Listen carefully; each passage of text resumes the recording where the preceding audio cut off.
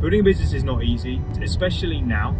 Lots of people get a little bit stuck with comparisonitis, looking at what other people are doing and seeing how easy other people find it. I have probably sent 800 messages on LinkedIn. So we've got an email list that we have grown over the years to 16,000.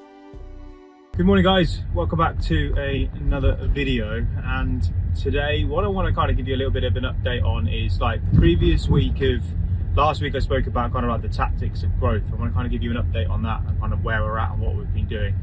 I also want to talk to you a little bit about kind of like the realities of building a business, because I think lots of people get a little bit stuck with comparisonitis, is what I like to call it. Looking at what other people are doing and seeing how easy other people find it, and therefore thinking that they're not doing very well. And I want to kind of give my thoughts on that. And then I also want to talk to you about the number one most important thing when it comes to growing your SaaS or consulting business, because for me, it's the bit that most people overlook. So the first thing is the update. So today, I'm recording this on Tuesday, the 11th of August. I'm just on the way to the gym and I have my webinar today. So I said to you, one of the ways in which we were going to grow is via live workshops. And typically every couple of weeks, 2 to 3 weeks, I'll run one of these sessions, of which I have probably sent 800 messages on LinkedIn inviting people to it, of which we've got about, I think, don't quote me on this, I need to double check, but I think around 30-ish registrations. So you can do the conversion percentages there. I've also sent, I think I'm on promo email number 5. So we've got an email list that we have grown over the years to, it was at 20,000. It's come down quite significantly over the last 3 months because we've not replenished it. So it's come from 20,000 to 16,000. And from that 16,000, bearing in mind we are in summer, open rates are a little bit lower. We've got around about 110-ish. So we're looking at probably between 130 and 150 people that have registered for today. Now, from that, we're expecting between 50 and 75. So anything between a 40% and a 50% show up rate. And therefore, from there, we will expect to convert into sales calls, into strategy calls. So I offer a free strategy call at the end of the workshop. That will then turn into, most likely, if we have, let's say we get 50 people there, worst case, that will turn into around 10 to 15 calls booked, and then 8 to 10 sales from that point. So we're probably looking at about a 7 to 8 grand day. Now that's order value, that's not cash in bank, because we do payment plans and ours is a subscription business, right? So 150 quid a month subscription over a 12-month period. So like that is kind of like the process that we go through. Now, that's the thing that we've been working on in the last week, and we've been doing that organically. So normally we would run ads to them. Like I said, because our ad budget is slightly lower at this current point in time, whereas it's 0 this week, we are focusing solely on organic and looking to push the content as much as we possibly can to get people there. So the main way, as I've just said there, is direct. So direct messaging and direct email to the email list. I haven't really done much content around it. I found that content creation, as soon as you start looking to push for conversion into leads, unless you're adding real significant value, just doesn't happen. So that's kind of what we're doing there. I'll let you know on how the workshop goes, but we're probably reckoning between 5 and 15 grand's worth of sales, depending on what works. And so we then have next week's plan, which I'll talk to you about on the debrief in the next video of including how everything's gone. The second thing that I said I was going to talk about is this comparisonitis feeling. So I am not a person that goes out there and says that building a business is easy. I've built a few in my time. I've not been in business. I've been in business for, well, actually, I guess it is coming up to a long time now, coming up to my 8th year in a few different industries, in a few different services and a few different products. And typically, previously I've spent 3 years in one business, and then this one now I've spent 4.5, coming up to 5 years in. And it goes through cycles, is what I've found. And there's lots of people that come and go, competitors that come and go. And with it, I find that a lot of the time they kind of have a bit of shiny penny syndrome, which I think is where the biggest issue is. You'll have to forgive the box, by the way. I've got to go to the tip after this and drop a load of stuff on. so the background isn't as nice as it normally is. But yeah, so for me, when it comes to building a business or giving advice around building businesses, I think we need to kind of like take a step back and realise that no matter how easy these gurus online make it, building a business is not easy. And especially now, people are going out there saying it's easier than ever. It's like, it's not easier than ever. It's probably harder than it is than ever, because people's standards have gone up with what they're expecting from products and services. The way that the marketing and the sales tactics used to work 5 years ago, I tell you, it was a lot less competitive than it is now. And so you've got to put a lot more effort in, and your standards have got to go a whole lot higher to be able to compete. And that doesn't mean that people can't do it. It means that the skill set has got to go up.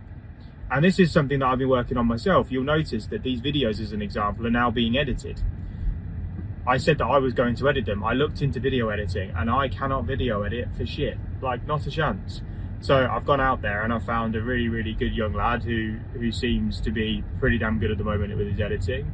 And he's going to be editing these. So that has increased the engagement and also the organic reach of these videos, as an example. Automatically, the first video, call it a coincidence? Don't know, no idea. But the first video that he's edited, the engagement's gone up.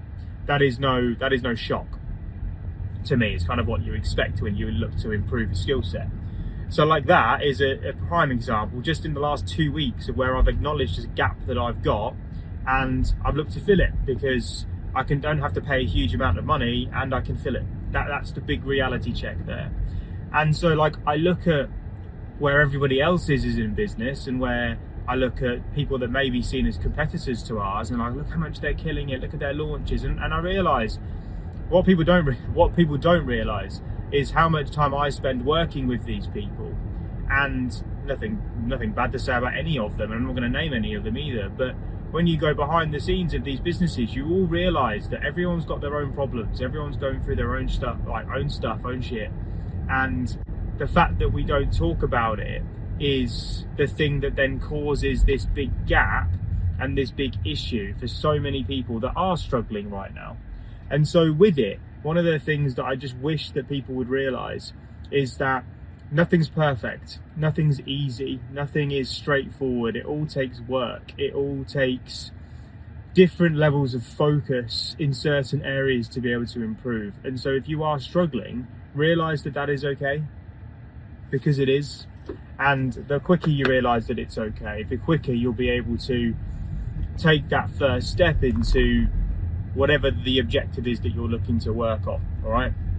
So yeah, that's my biggest thing at the moment, is that I'm forcing myself not to compare myself to others, because you're all in different positions to me, and you shouldn't be comparing yourself to me, and I shouldn't be comparing myself to you. All right, business is hard, realise it, and get focused. The final thing that I said that I was going to talk about is the most important thing I personally believe in business right now, when it comes to definitely building a software company or building a consulting based business. And this is actually how we're going to get it to £100 a month, because if you don't get this right, unfortunately nothing else matters. And I find the majority of people online right now, and this is the biggest problem there is out there, focus all their time in product and marketing and sales. All their time in marketing, sales, tactics, ads, content creation. That's the only messages that I get. And what we fail to remember is that it's one thing winning a customer. The second thing is keeping them. And that's where I find that the majority of people do struggle, because the issue that they have is that what they're actually selling isn't good enough. And we have got to have this realization, right? We've got to have the realization that for us to be able to stay in a market, to stay winning, to stay moving forward, you need to make sure that the product that you've got is always improving. Now that could be your own skill set as a consultant. It could be the product of the software. Like, people do not realize the amount of time that goes into building these things. Now people's effort that is now just going onto ChatGPT or onto a Claude and saying, Claude, can you do this for me? No thought goes into it whatsoever, even though you say that you do.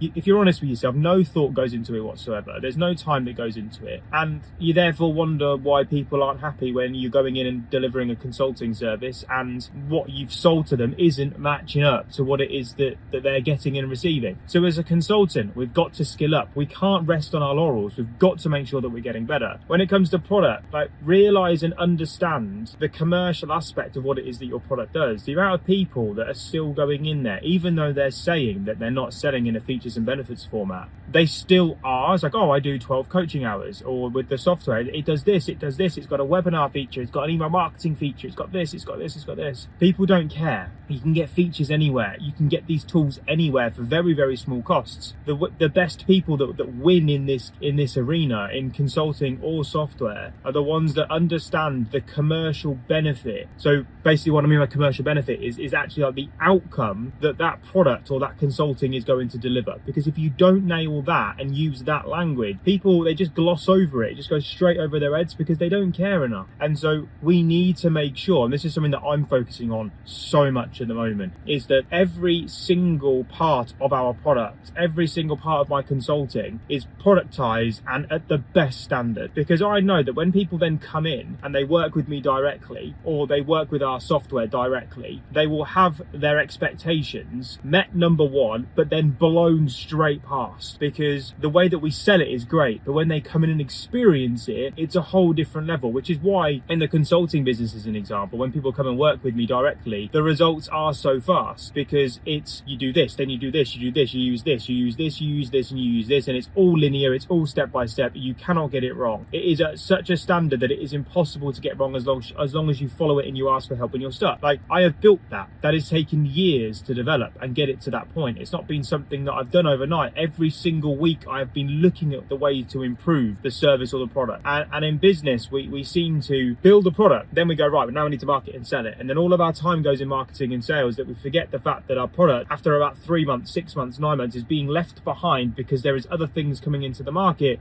that is then taking the attention away. We have got to realize this. And that is how I am growing. That is how I am focusing my time. Like 40% of my week is on product, on consulting, delivery, making sure that it's strong, making sure that it's like world class. And then I have a 15 to 20% window where I'm like improving myself, improving the service, improving the processes. And then the rest of the time then goes on marketing and sales. It's how I balance my week. And people wonder how we get so much done. It's because it's organized. It has to be organized. And I have been so bad at this in the past, but recently I've been getting my act together with it, and the moment I have is the moment that everything started really moving in the right direction again. So that's all for today. If you're still listening to this and you kind of enjoy these sort of videos, please hit the like button. It would mean the world to it. Really helps me just to see kind of like what you're enjoying or what you aren't enjoying. I think these are going to be coming probably weekly. Looking at this, I'm going to be throwing in some shorter ones as well, just so you've got them, but I think this sort of length kind of suits me. I absolutely love it, so I'm hoping you enjoy it as well. And I'll be back next week. I'll be running the workshop today. I'll be debriefing, reviewing it all, giving you all the numbers behind it. How did performance go? Did I meet the expectations of it? And then I'll be talking to you about then the content strategy of how we're then going to build out the impressions, build out the audience further, and then how we get that audience and we then move that to the email list. That's going to be the main topic for next week, because your email list is such an important part that so many people forget about that I'm really not going to. So please subscribe if you haven't already, and I'll see you all soon. Thank you very much. Bye.